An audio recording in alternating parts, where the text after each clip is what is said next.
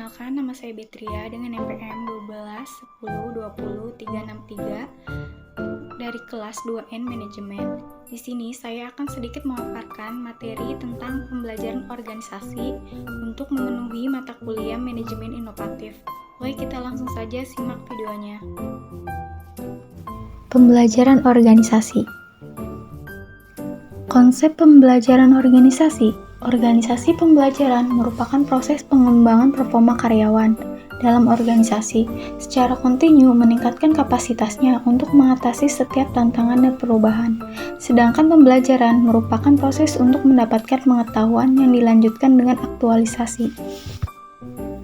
Pengetahuan yang sebelumnya memiliki dua hal, yaitu proses mendapatkan pengetahuan untuk mengetahui bagaimana cara mendasari pengetahuan fisik untuk produksi tindakan. Yang kedua, proses mendapatkan pengetahuan untuk mengetahui mengapa demikian, yang dihasilkan kemampuan untuk mengartikulasikan pemahaman konseptual dari pengalaman. Kim 1993.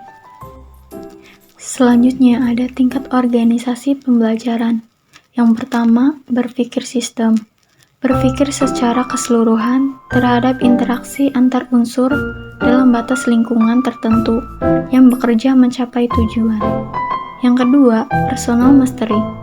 Upaya keahlian terus-menerus di dalam visi pribadi, visi organisasi, memfokuskan energi, mengembangkan kesabaran, melihat dengan objektif, dimulai dari hal yang sungguh-sungguh bagi organisasi. Yang ketiga, mental model. Kemapanan sikap mental atau model mental yang dimulai dari penguasaan pribadi yang tinggi dalam keadaan hidup selalu belajar. Yang keempat, membangun visi bersama. Kenyataan perjalanan terus-menerus sepanjang berhubungan dengan visi kepemimpinan yang memberi inspirasi bagi organisasi. Merupakan kapasitas untuk berpegang pada gambaran bersama akan keadaan yang ingin diciptakan di masa yang akan datang. Yang kelima, tim pembelajaran. Pembelajaran dimulai dengan dialog merupakan kemampuan anggota tim untuk menunda asumsi dan masuk ke dalam pikiran bersama secara murni. Seng 1904. Resistensi dan solusi pemecahan masalah dalam pembelajaran organisasi. Anggota organisasi tidak sadar menolak pembelajaran. Yang pertama, fokus pada fragmentasi daripada sistem. Yang kedua, menekankan kompetensi di atas kerjasama. Ketiga, meskipun tidak ada yang salah dalam kompetensi, paradigma ini berakibat bekerja bersaing dengan berbagai orang, dengan siapa mereka perlu berkolaborasi untuk mendapatkan akses. 4. Menjadi reaktif daripada kreatif dan proaktif. Dalam menghadapi resistensi terhadap pembelajaran di organisasi, perlu ada tindakan. Yang pertama, proses penyadaran tentang perlu adanya kebutuhan perubahan. Yang kedua, perubahan memperkuat adanya daya dorong atau daya ungkit perubahan dan tindakan perubahan atau resistensi. Yang ketiga, membawa kembali organisasi pada keseimbangan baru. Woodward and Dobson 2002. Model pembelajaran masyarakat.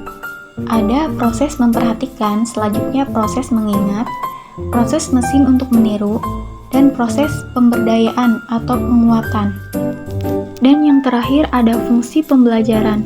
Menurut Seng 2002, ada 3 karakteristik fungsi dari pembelajaran organisasi. Yang pertama, agar organisasi memiliki komitmen terhadap pengetahuan. Artinya, organisasi memiliki komitmen untuk terus-menerus mengupayakan memperoleh pengetahuan. Yang kedua, agar melalui pembelajaran organisasi, organisasi memiliki mekanisme pembaharuan dalam organisasi. Yang ketiga, agar melalui pembelajaran organisasi, organisasi memiliki keterbukaan atau transparansi terhadap dunia luar. Hal ini melibatkan berbagai cara, sebab begitu banyak hal yang harus dipelajari organisasi dari lingkungannya.